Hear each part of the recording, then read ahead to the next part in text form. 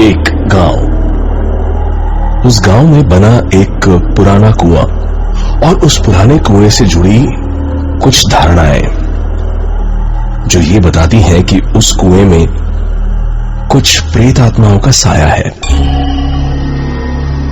पहले ये कुआं गांव के बीचों बीच था, पर जब धीरे धीरे गांव से लोग गायब होने लगे तो उस कुएं की गहराइयों को भी तलाशने की कोशिश की गई, लेकिन जो भी उस कुएं के अंदर गया वापस नहीं आया।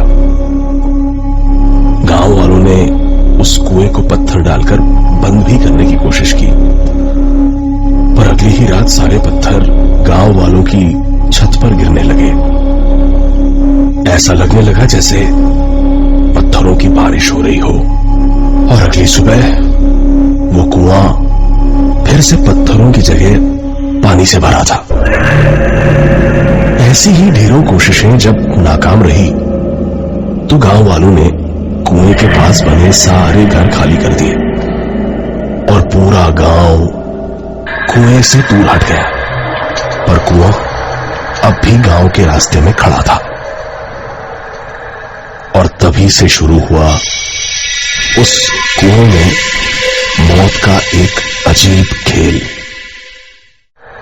और तभी से शुरू हुआ उस कुएं में मौत का एक अजीब खेल। कोई है? कोई है? निकालो मुझे यहां से। कोई सुन रहा है?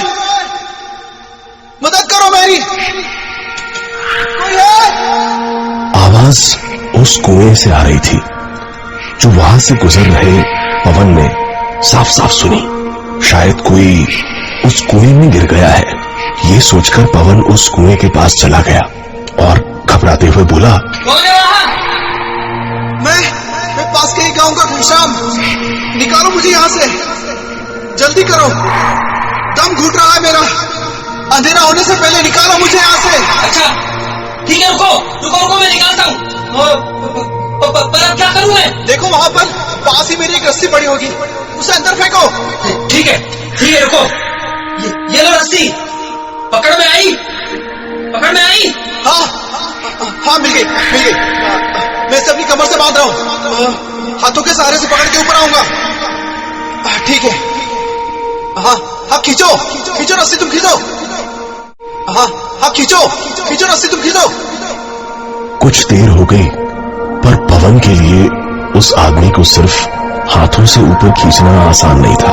नहीं, मैं नहीं खींच पा रहा हूँ, और यहाँ कोई ऐसी जगह भी नहीं जिससे मैं इसको बांध सकूं। तुम भी रस्सी को अपनी कमर से बांध लो और फिर हाथों से खींचो, काफी मदद मिलेगी तुम्हें। खींचो। पवन ने वो रस्सी अपनी कमर से बांध ली और पूरी ताकत से ऊपर खींचने लगा। हाँ खींचो, मैं आ रहा हूँ बाहर। हाँ जोर लगाओ पवन, और जोर लगाओ पवन। पवन अचानक रुक गया।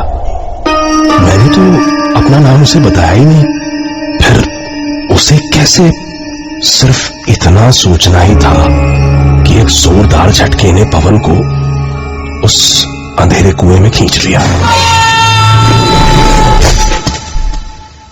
उस दिन के बाद किसी को पता नहीं चला कि पवन कहां गया।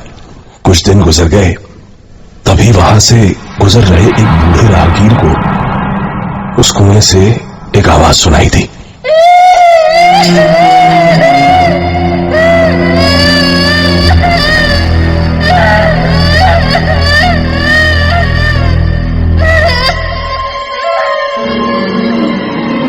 ये किसी बच्चे के रोने की आवाज थी।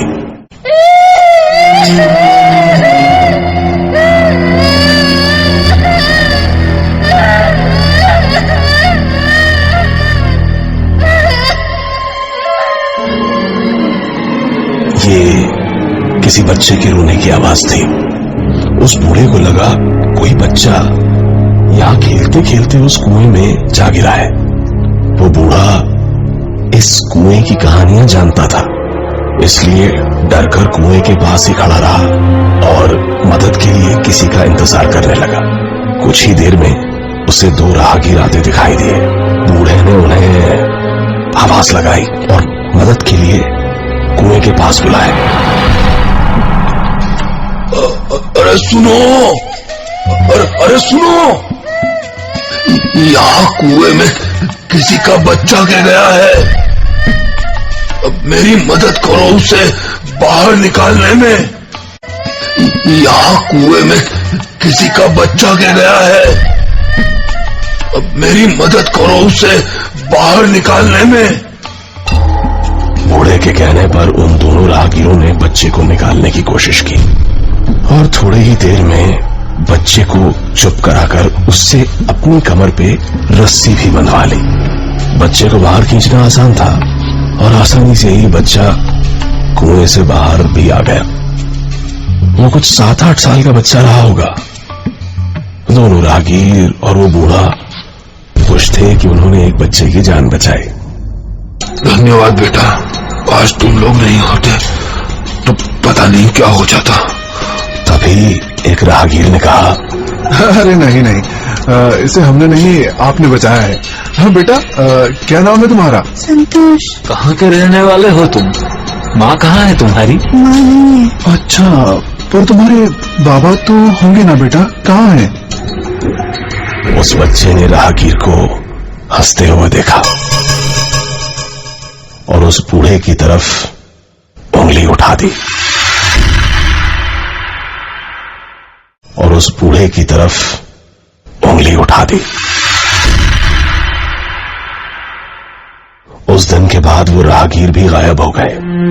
कहा जाता है कि आजादी से पहले इस गांव में बहुत शातिर ठगों की टोलियां रहा करती थी, जिन्होंने कई बार वहां के लोगों और अंग्रेजों को ठगा था। पर एक दिन अचानक अंग्रेज सेना ने गांव पर हमला कर उन ठगों की टोलियों को खत्म कर दिया और मारकर सभी को उस कुएं में डलवा दिया। तब से उन ठगों की आत्माएं आज भी अलग अलग तरीकों से लोगों की जिंदगियों को ठग रही हैं। आज भी उस गांव में उस अंधेरे कुएं का मुंह खुला हुआ है और आज भी कोई मदद को पुकारता है। कोई है वहाँ? आज की कहानी हम यहीं पर खत्म करते हैं। मिलते हैं अगली कहानी में। तब तक के लिए गुड बाय, जय हिंद।